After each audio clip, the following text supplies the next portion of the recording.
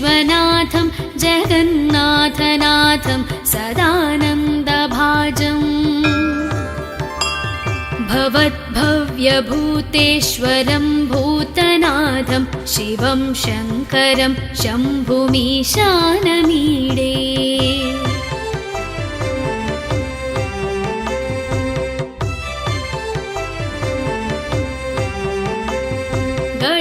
गळेरुण्डमालं तनौ सर्पजालं महाकालकालं गणेशाधिपालम्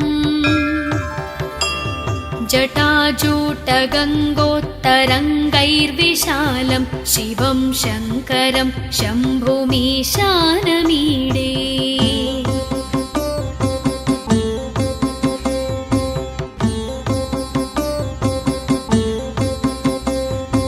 मुदामाकरं मण्डनं मण्डयन्तं महामण्डलं भस्मभूषाधरन्तम्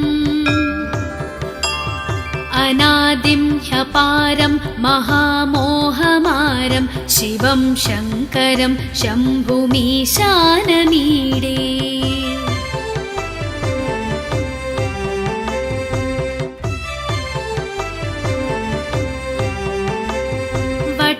वटाधोनिवासं महाट्टाट्टहासं महापापनाशं सदा सुप्रकाशम् गिरीशं गणेशं सुरेशं महेशं शिवं शङ्करं शम्भुमीशानमीडे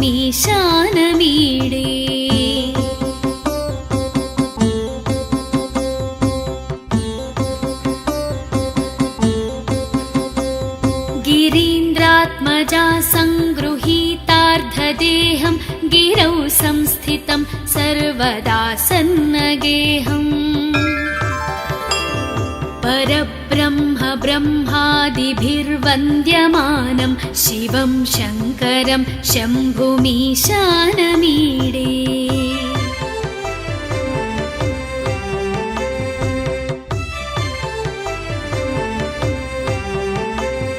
कपालं त्रिशूलं कराभ्यां दधानं पदाम्भोजनं रायकामं ददानम् बलिवर्धयानं सुराणां प्रधानं शिवं शङ्करं शम्भुमीशानमीडे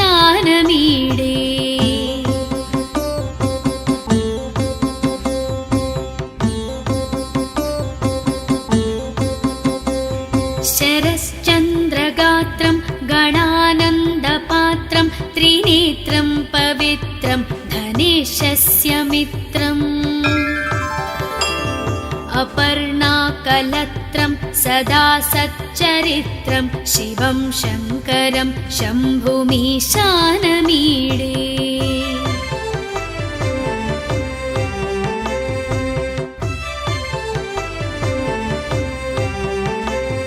हरं सर्पहारं चिताभूविहारं भवं वेदसारं सदा निर्विकारम् श्मशाने वसन्तं मनोजं दहन्तं शिवं शङ्करं शम्भुमीशानमीडे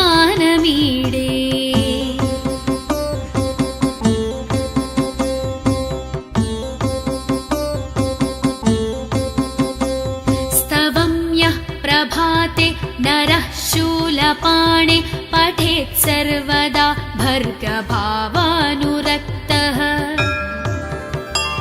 सपुत्रं धनं धान्यमित्रं कळत्रं विचित्रैः समाराध्य मोक्षं प्रयाति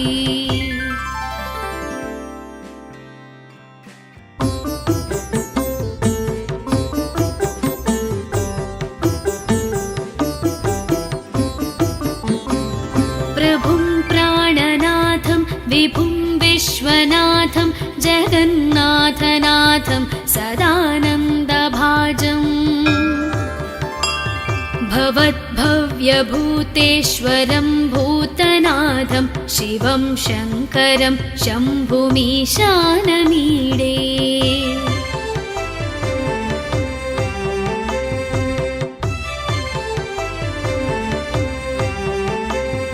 गळे रुण्डमालं तनौ सर्पजालं महाकालकालं गणेशाधिपालम्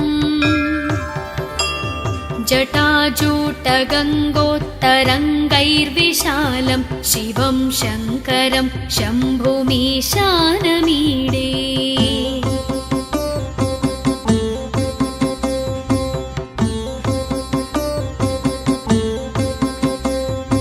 मुदामाकरं मण्डनं मण्डयन्तं महामण्डलं भस्मभूषाधरन्तम् अनादिं ह्यपारं महामोहमारं शिवं शङ्करं शम्भुमीशानमीडे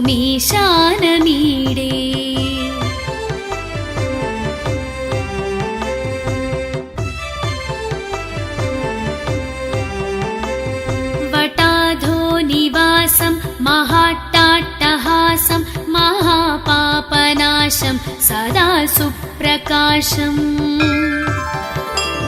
गिरीशं गणेशं सुरेशं महेशं शिवं शङ्करं शम्भुमीशानमीडे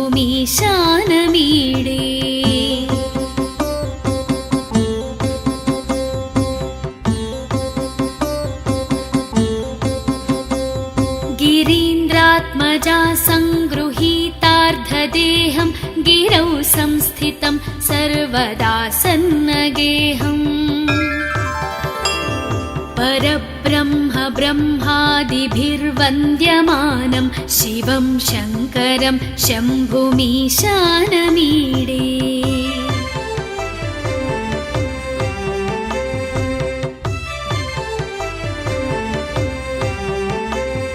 कपालं त्रिशूलं कराभ्यां दधानं पदाम्भोजनं रायकामं ददानम् बलिवर्धयानं सुराणां प्रधानं शिवं शङ्करं शम्भुमीशानमीडे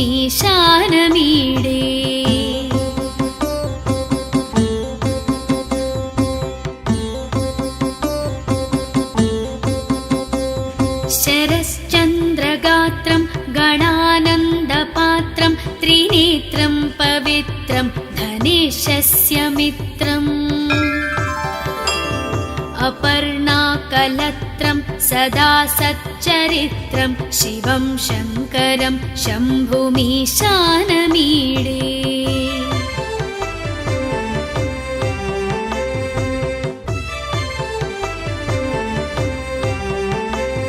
हरं सर्पहारं चिताभूविहारं भवं वेदसारं सदा निर्विकारम् श्मशाने वसन्तं मनोजं दहन्तं शिवं शङ्करं शम्भुमीशानमीडे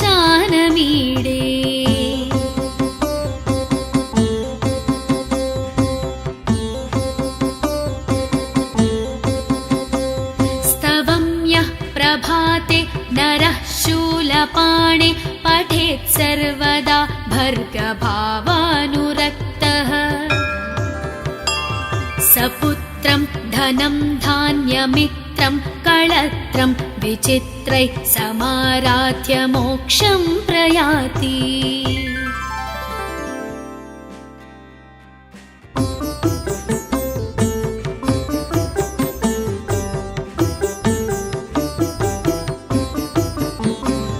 प्रभुं प्राणनाथं विभुं विश्वनाथं जगन्नाथनाथं सदानन्दभाजम् भवद्भव्यभूतेश्वरं भूतनाथं शिवं शङ्करं शम्भुमीशानमीडे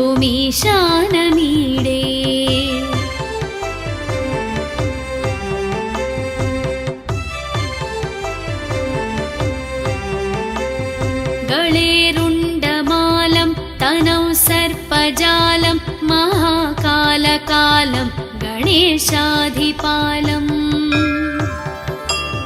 जटाजूटगङ्गोत्तरङ्गैर्विशालं शिवं शङ्करं शम्भुमीशानमीडे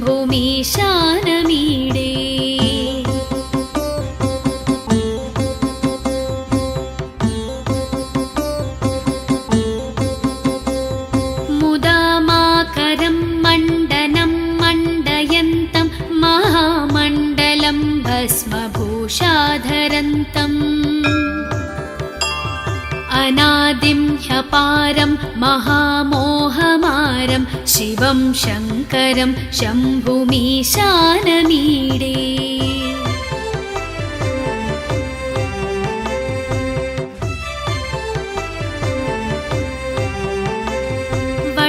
वटाधोनिवासं महाट्टाट्टहासं महापापनाशं सदा सुप्रकाशम्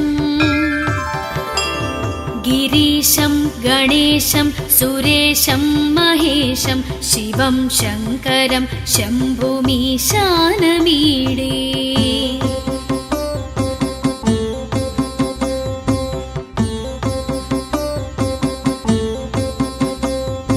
गिरीन्द्रात्मजा सङ्गृहीतार्धदेहं गिरौ संस्थितं सर्वदा सन्नगेहम् परब्रह्म ब्रह्मादिभिर्वन्द्यमानं शिवं शङ्करं शम्भुमीशानमीडे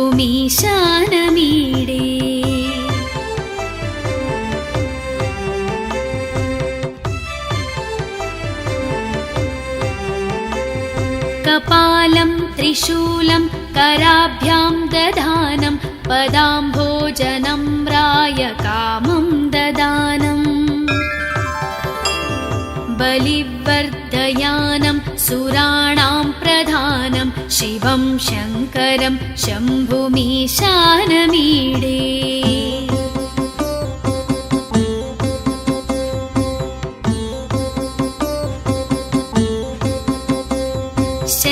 शरश्चन्द्रगात्रं गणानन्दपात्रं त्रिनेत्रं पवित्रं धनेशस्य मित्रम्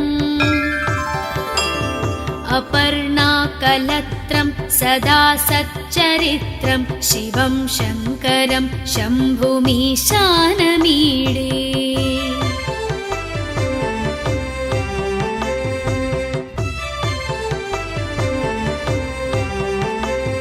हरं सर्पहारं चिताभूविहारं भवं वेदसारं सदा निर्विकारम् श्मशाने वसन्तं मनोजं दहन्तं शिवं शङ्करं शम्भुमीशानमीडे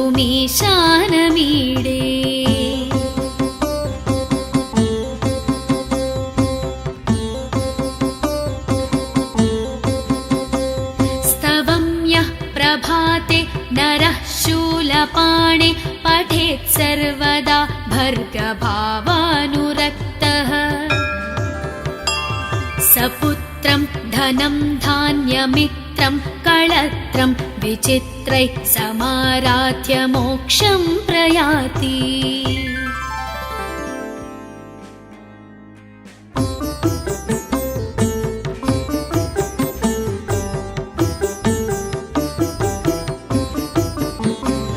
प्रभुं प्राणनाथं विभुं विश्वनाथं जगन्नाथनाथं सदानन्दभाजम् भवद्भव्यभूतेश्वरं भूतनाथं शिवं शङ्करं शम्भुमीशानमीडे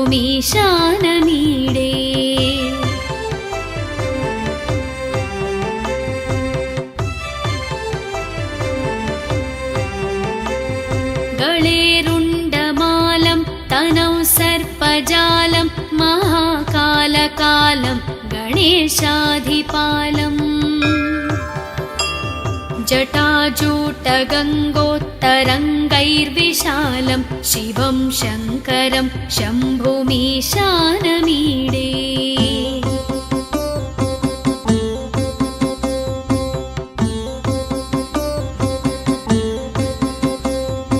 मुदामाकरं मण्डनं मण्डयन्तं महामण्डलं भस्मभूषाधरन्तम् अनादिं ह्यपारं महामोहमारं शिवं शङ्करं शम्भुमीशानमीडे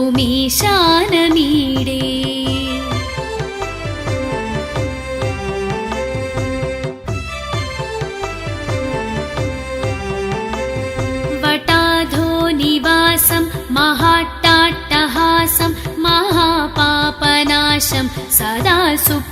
प्रकाशम् गिरीशं गणेशं सुरेशं महेशं शिवं शङ्करं शम्भुमीशानमीडे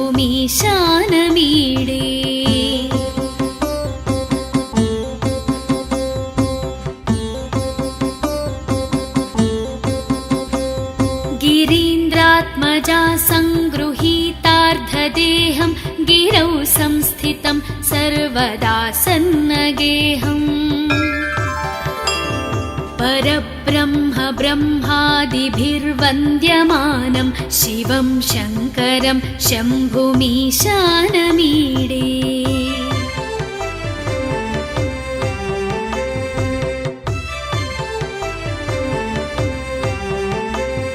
कपालं त्रिशूलं कराभ्यां दधानं पदाम्भोजनं रायकामं ददानम् बलिवर्धयानं सुराणां प्रधानं शिवं शङ्करं शम्भुमीशानमीडे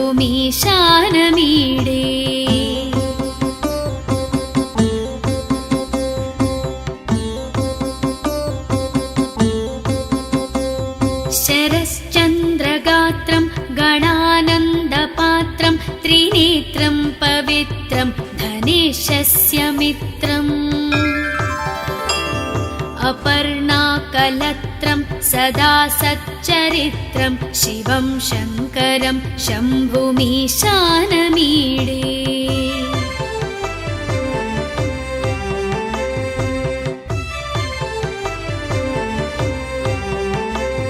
हरं सर्पहारं चिताभूविहारं भवं वेदसारं सदा निर्विकारम्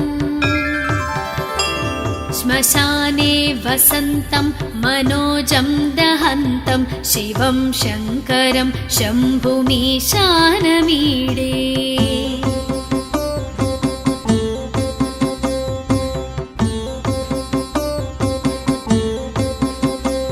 स्तवं यः प्रभाते नरः शूलपाणे पठेत् सर्वदा भर्गभावानुरक्तः सपुत्रं धनं धान्यमित्रं कळत्रं विचित्रैः समाराध्य मोक्षं प्रयाति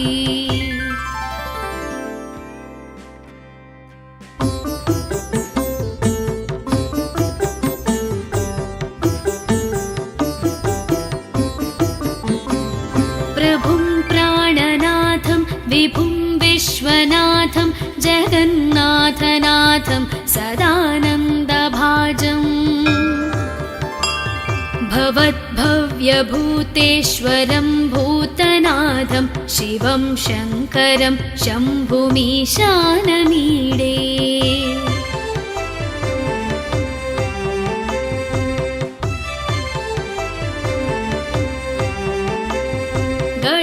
गळेरुण्डमालं तनौ सर्पजालं महाकालकालं गणेशाधिपालम् जटाजूटगङ्गोत्तरङ्गैर्विशालं शिवं शङ्करं शम्भुमीशानमीडे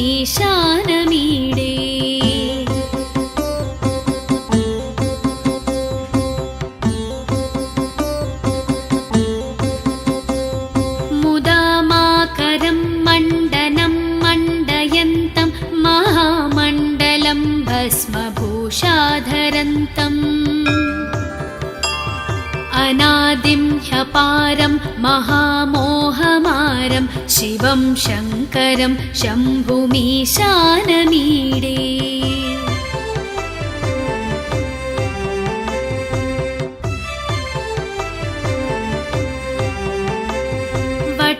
वटाधोनिवासं महाट्टाट्टहासं महापापनाशं सदा सुप्रकाशम्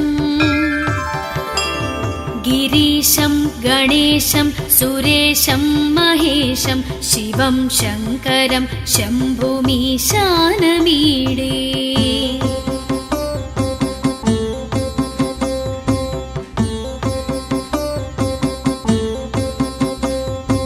गिरीन्द्रात्मजा सङ्गृहीतार्धदेहं गिरौ संस्थितं सर्वदा सन्नगेऽहम् परब्रह्म ब्रह्मादिभिर्वन्द्यमानं शिवं शङ्करं शम्भुमीशानमीडे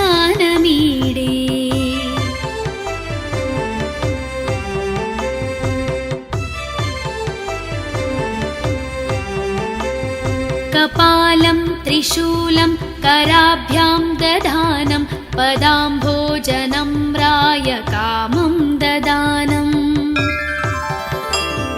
बलिवर्धयानं सुराणां प्रधानं शिवं शङ्करं शम्भुमीशानमीडे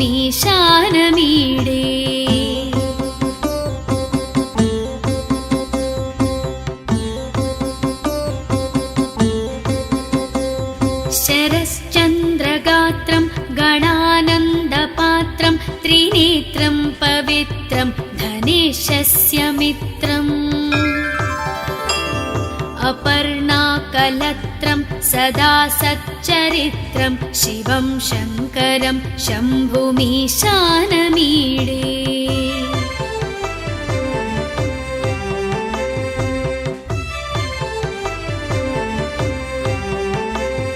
हरं सर्पहारं चिताभूविहारं भवं वेदसारं सदा निर्विकारम्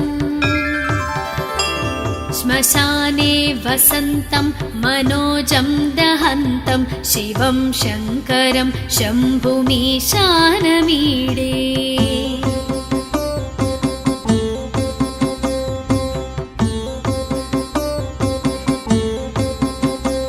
स्तवं यः प्रभाते नरः शूलपाणे पठेत् सर्वदा भर्गभावानुरक्तः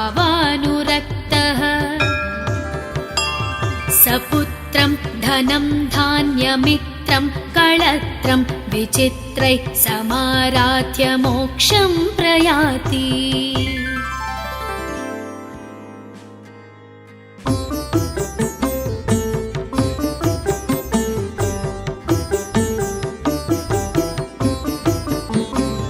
प्रभुं प्राणनाथं विभुं विश्वनाथं जगन्नाथनाथं सदानन्दभाजम्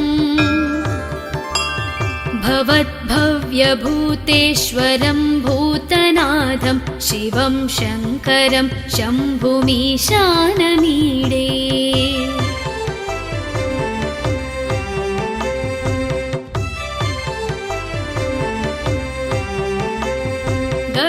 गळेरुण्डमालं तनौ सर्पजालं महाकालकालं गणेशाधिपालम् जटाजूटगङ्गोत्तरङ्गैर्विशालं शिवं शङ्करं शम्भुमीशानमीडे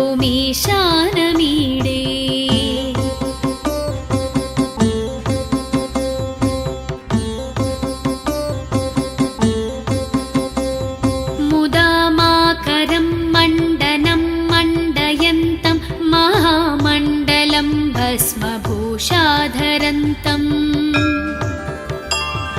अनादिं ह्यपारं महामोहमारं शिवं शङ्करं शम्भुमीशानमीडे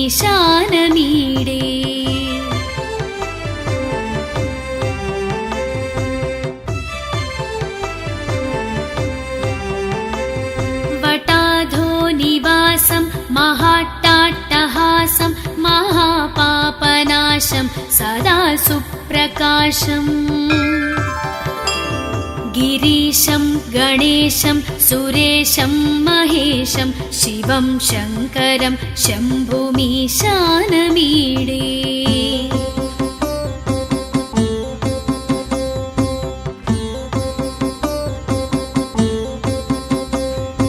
गिरीन्द्रात्मजा सङ्गृहीतार्धदेहं गिरौ संस्थितं सर्वदा सन्नगेऽहम्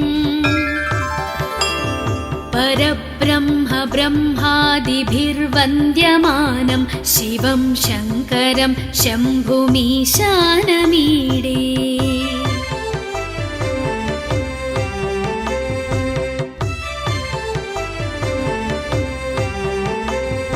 कपालं त्रिशूलं कराभ्यां दधानं पदाम्भोजनम्राय कामं ददानम् बलिवर्धयानं सुराणां प्रधानं शिवं शङ्करं शम्भुमीशानमीडे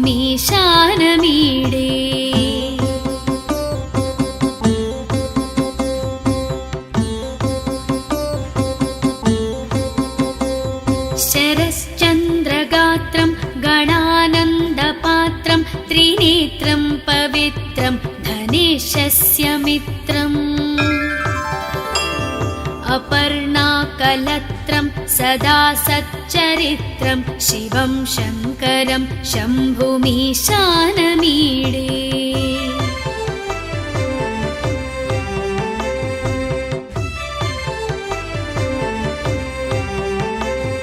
हरं सर्पहारं चिताभूविहारं भवं वेदसारं सदा निर्विकारम्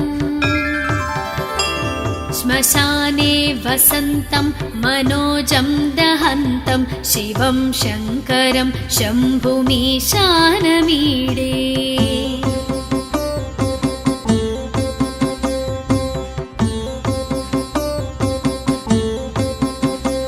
स्तवं यः प्रभाते नरः शूलपाणे पठेत् सर्वदा भर्गभावानुरक्तः सपुत्रं धनं धान्यमित्रं कळत्रं विचित्रैः समाराध्य मोक्षं प्रयाति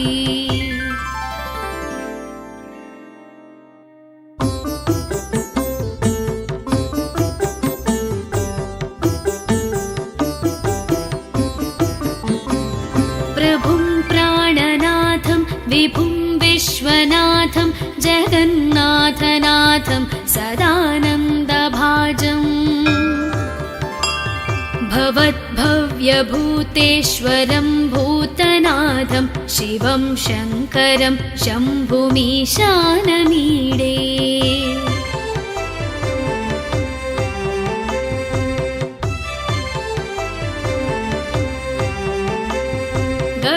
गळेरुण्डमालं तनौ सर्पजालं महाकालकालं गणेशाधिपालम् जटाजूटगङ्गोत्तरङ्गैर्विशालं शिवं शङ्करं शम्भुमीशानमीडे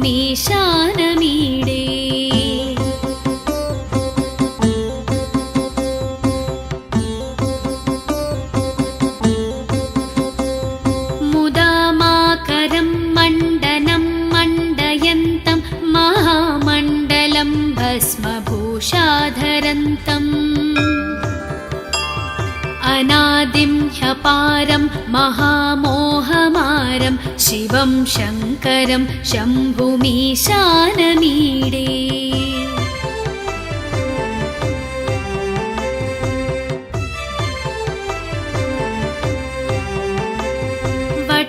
वटाधोनिवासं महाट्टाट्टहासं महापापनाशं सदा सुप्रकाशम् गिरीशं गणेशं सुरेशं महेशं शिवं शङ्करं शम्भुमीशानमीडे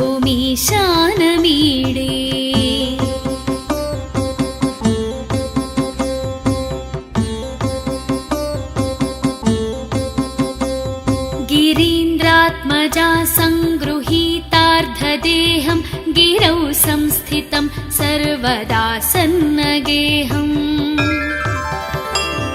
परब्रह्म ब्रह्मादिभिर्वन्द्यमानं शिवं शङ्करं शम्भुमीशानमीडे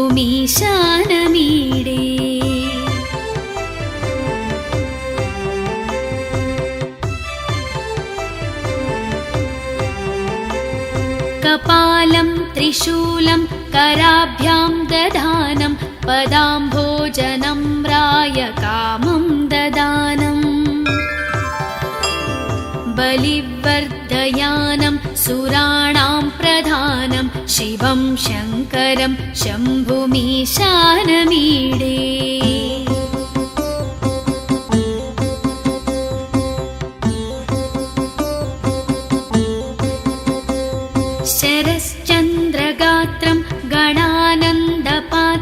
त्रिनेत्रं पवित्रं धनेशस्य मित्रम्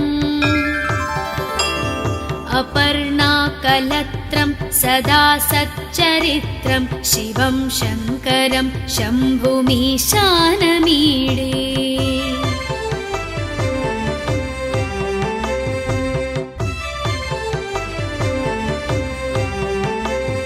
हरं सर्पहारं चिताभूविहारं भवं वेदसारं सदा निर्विकारम्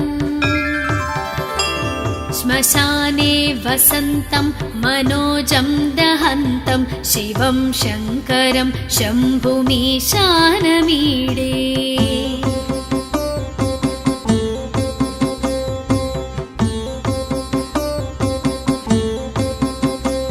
स्तवं यः प्रभाते नरः शूलपाणे पठेत् सर्वदा भर्गभावानुरक्तः सपुत्रं धनं धान्यमित्रं कळत्रं विचित्रैः समाराध्य मोक्षं प्रयाति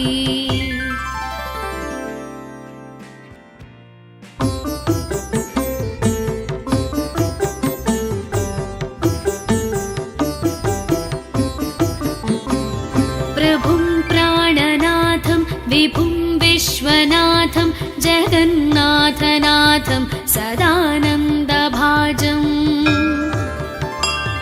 भवद्भव्यभूतेश्वरं भूतनाथं शिवं शङ्करं शम्भुमीशानमीडे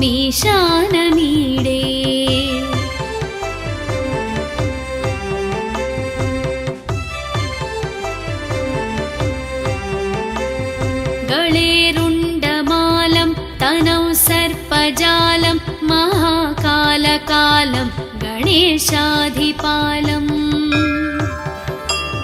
जटाजूटगङ्गोत्तरङ्गैर्विशालं शिवं शङ्करं शम्भुमीशानमीडे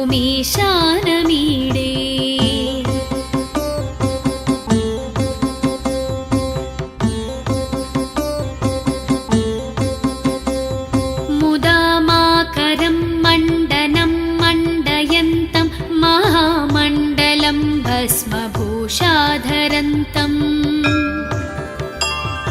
अनादिं ह्यपारं महामोहमारं शिवं शङ्करं शम्भुमीशानमीडे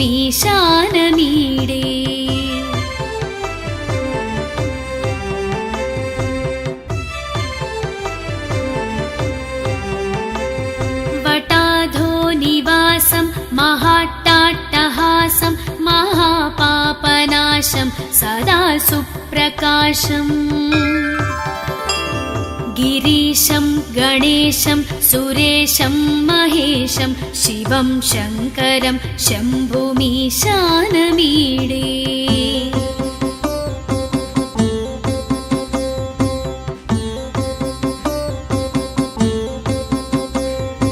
गिरीन्द्रात्मजा सङ्गृहीतार्धदेहं गिरौ संस्थितं सर्वदा सन्नगेहम् परब्रह्म ब्रह्मादिभिर्वन्द्यमानं शिवं शङ्करं शम्भुमीशानमीडे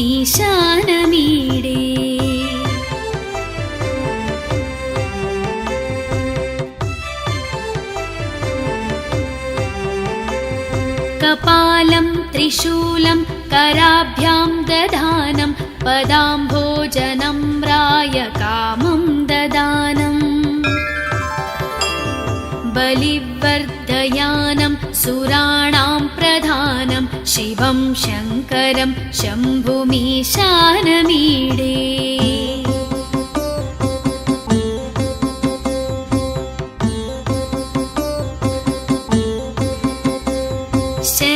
शरश्चन्द्रगात्रं गणानन्दपात्रं त्रिनेत्रं पवित्रं धनेशस्य मित्रम्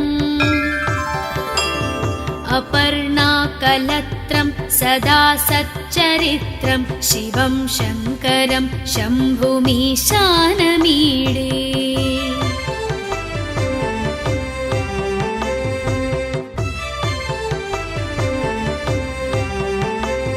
हरं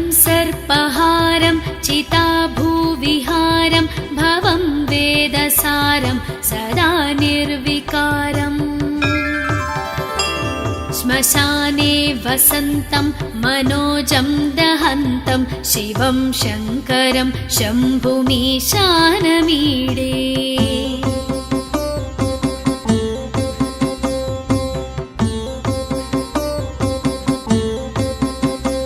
स्तवं यः प्रभाते नरः शूलपाणे पठेत् सर्वदा भर्गभावानुरक्तः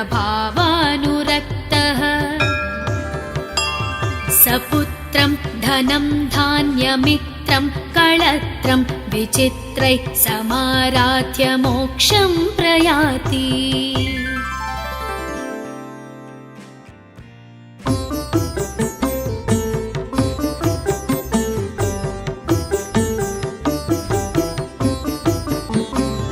प्रभुं प्राणनाथं विभुं विश्वनाथं जगन्नाथनाथं सदानन्दभाजम् भवद्भव्यभूतेश्वरं भूतनाथं शिवं शङ्करं शम्भुमीशानमीडे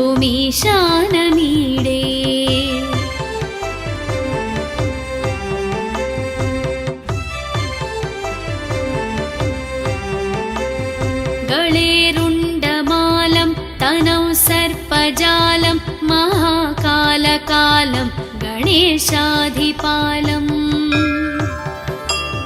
जटाजूटगङ्गोत्तरङ्गैर्विशालं शिवं शङ्करं शम्भुमीशानमीडे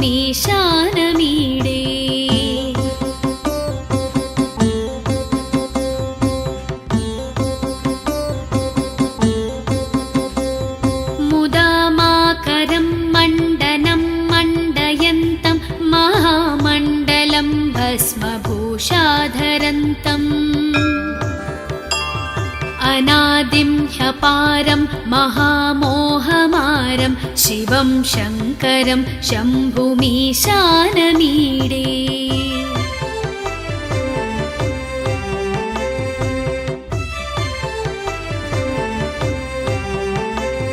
वटाधो निवासं महाट्टाट्टहासं महापापनाशं सदा सुप्रकाशम्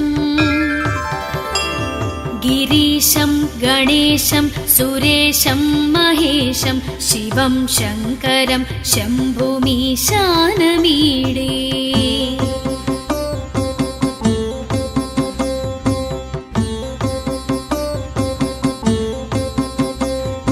गिरीन्द्रात्मजा सङ्गृहीतार्धदेहं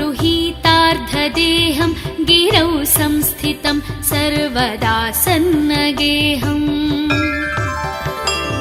परब्रह्म ब्रह्मादिभिर्वन्द्यमानं शिवं शङ्करं शम्भुमीशानमीडे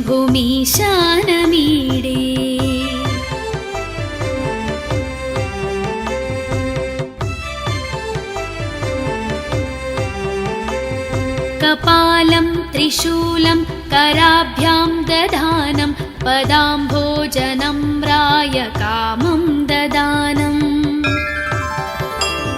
बलिवर्धयानं सुराणां प्रधानं शिवं शङ्करं शम्भुमीशानमीडे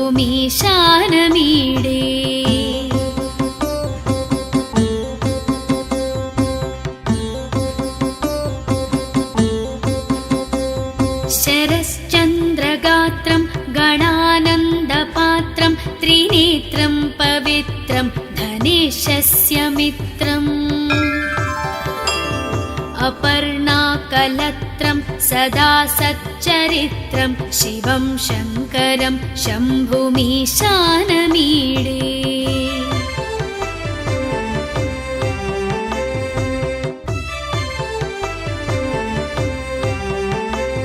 हरं सर्पहारं चिताभूविहारं भवं वेदसारं सदा निर्विकारम्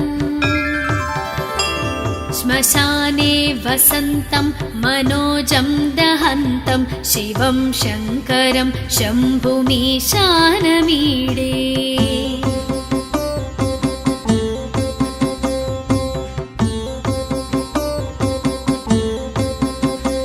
स्तवं यः प्रभाते नरः शूलपाणे पठेत् सर्वदा भर्गभावानुरक्तः सपुत्रं धनं धान्यमित्रं कळत्रं विचित्रैः समाराध्य मोक्षं प्रयाति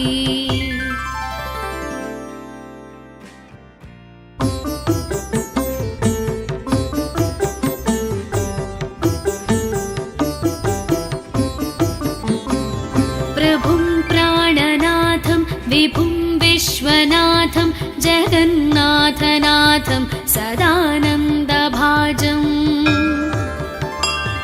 भवद्भव्यभूतेश्वरं भूतनाथं शिवं शङ्करं शम्भुमीशानमीडे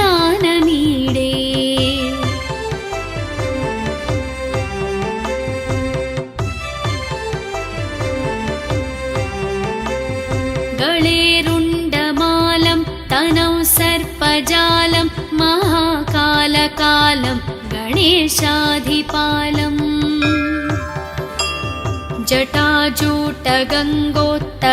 जटाजूटगङ्गोत्तरङ्गैर्विशालं शिवं शङ्करं शम्भुमीशानमीडे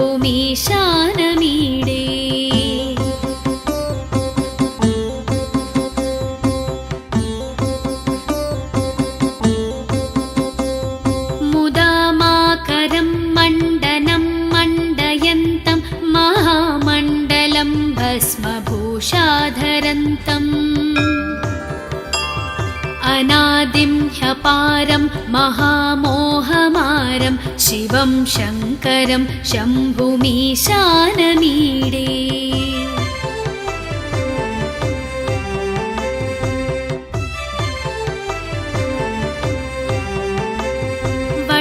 वटाधोनिवासं महाट्टाट्टहासं महापापनाशं सदा सुप्रकाशम् गिरीशं गणेशं सुरेशं महेशं शिवं शङ्करं शम्भुमीशानमीडे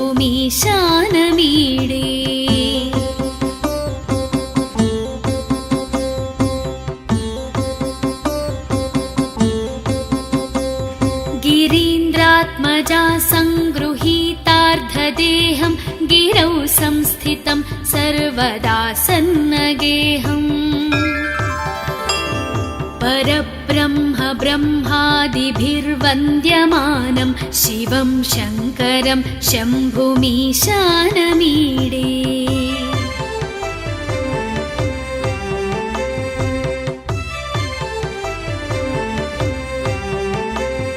कपालं त्रिशूलं कराभ्यां दधानं पदाम्भोजनं रायकामं ददानम्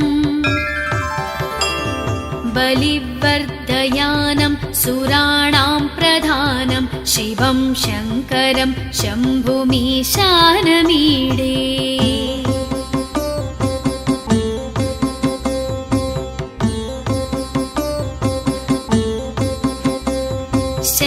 शरश्चन्द्रगात्रं गणानन्दपात्रं त्रिनेत्रं पवित्रं धनेशस्य मित्रम् अपर्णाकलत्रं सदा सच्चरित्रं शिवं शङ्करं शम्भुमीशानमीडे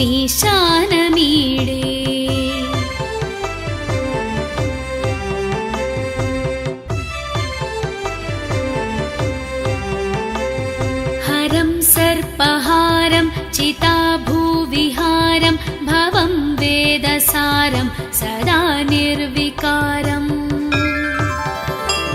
श्मशाने वसन्तं मनोजं दहन्तं शिवं शङ्करं शम्भुमीशानमीडे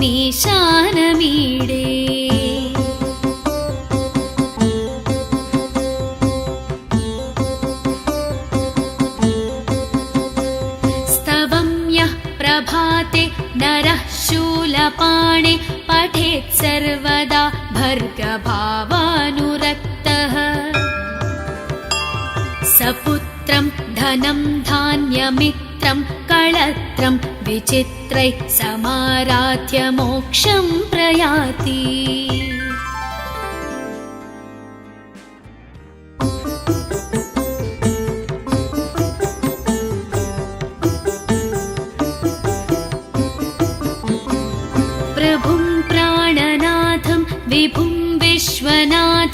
जगन्नाथनाथं सदानन्दभाजम्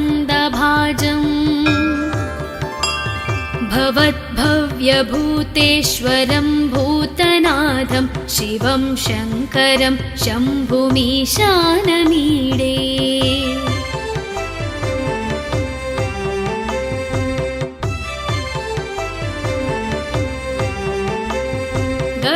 गळेरुण्डमालं तनौ सर्पजालं महाकालकालं गणेशाधिपालम्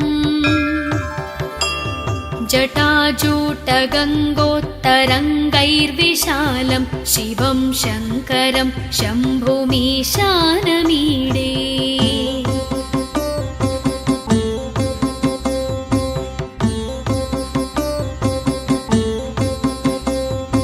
मुदामाकरं मण्डनं मण्डयन्तं महामण्डलं भस्मभूषाधरन्तम् अनादिं ह्यपारं महामोहमारं शिवं शङ्करं शम्भुमीशानमीडे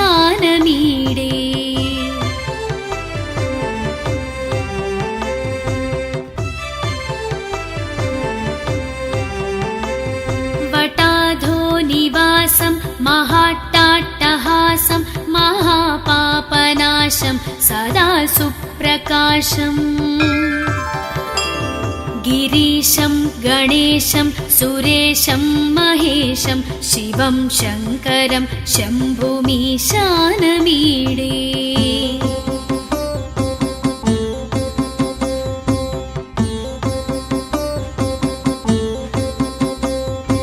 गिरीन्द्रात्मजा सङ्गृहीतार्धदेहं गिरौ संस्थितं सर्वदा सन्नगेहम् परब्रह्म ब्रह्मादिभिर्वन्द्यमानं शिवं शङ्करं शम्भुमीशानमीडे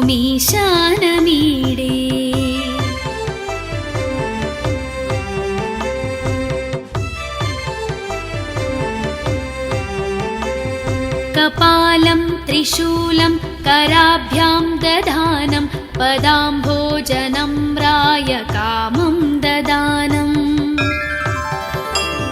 बलिवर्धयानं सुराणां प्रधानं शिवं शङ्करं शम्भुमीशानमीडे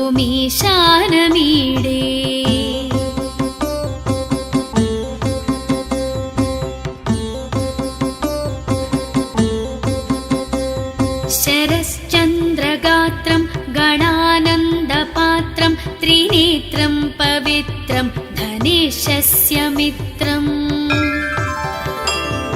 अपर्णाकलत्रं सदा सच्चरित्रं शिवं शङ्करं शम्भुमीशानमीडे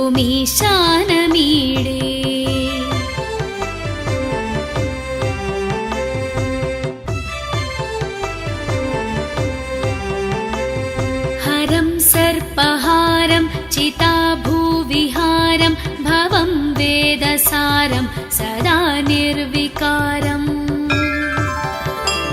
श्मशाने वसन्तं मनोजं दहन्तं शिवं शङ्करं शम्भुमीशानमीडे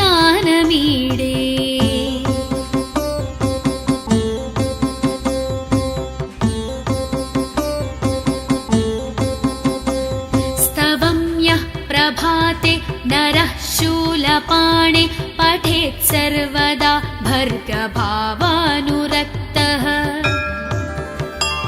सपुत्रं धनं धान्यमित्रं कळत्रं विचित्रैः समाराध्य मोक्षं प्रयाति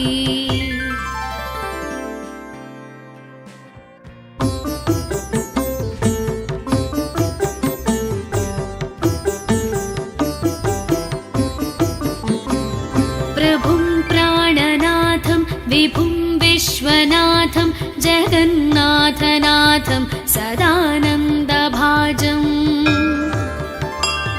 भवद्भव्यभूतेश्वरं भूतनाथं शिवं शङ्करं शम्भुमीशानमीडे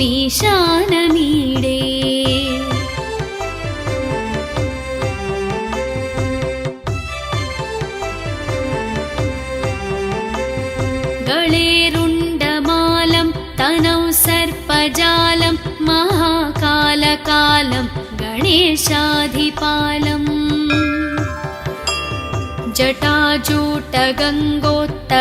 जटाजूटगङ्गोत्तरङ्गैर्विशालं शिवं शङ्करं शम्भुमीशानमीडे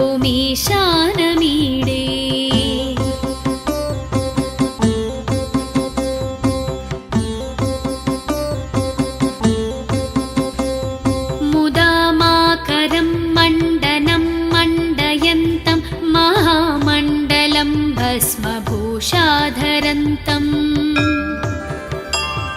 अनादिं ह्यपारं महामोहमारं शिवं शङ्करं शम्भुमीशानमीडे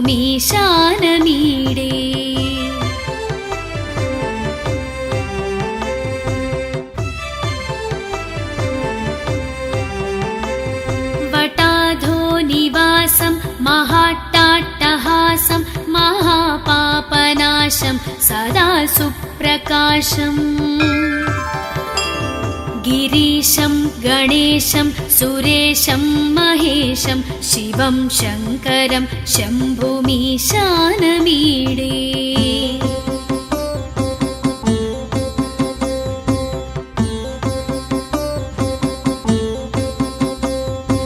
गिरीन्द्रात्मजा सङ्गृहीतार्धदेहं गिरौ संस्थितं सर्वदा सन्नगेहम् परब्रह्म ब्रह्मादिभिर्वन्द्यमानं शिवं शङ्करं शम्भुमीशानमीडे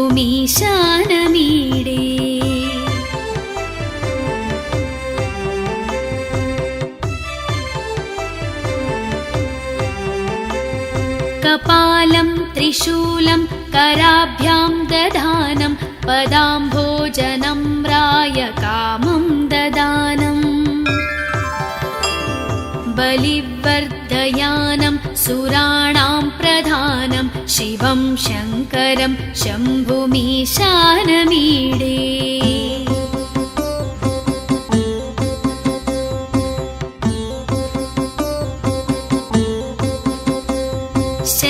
शरश्चन्द्रगात्रं गणानन्दपात्रं त्रिनेत्रं पवित्रं धनेशस्य मित्रम् अपर्णाकलत्रं सदा सच्चरित्रं शिवं शङ्करं शम्भुमीशानमीडे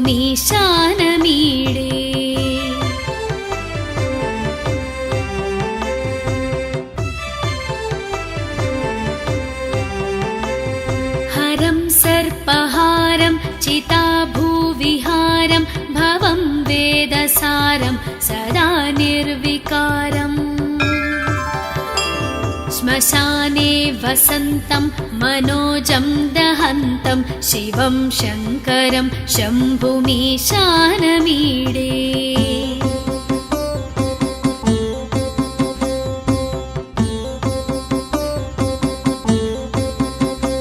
स्तवं यः प्रभाते नरः शूलपाणे पठेत् सर्वदा भर्गभावानुरक्तः सपुत्रं धनं धान्यमित्रं कळत्रं विचित्रैः समाराध्य मोक्षं प्रयाति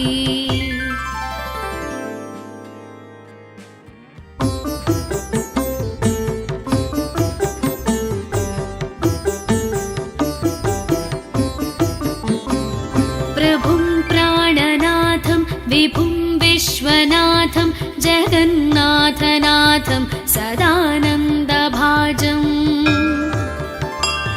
भवद्भव्यभूतेश्वरं भूतनाथं शिवं शङ्करं शम्भुमीशानमीडे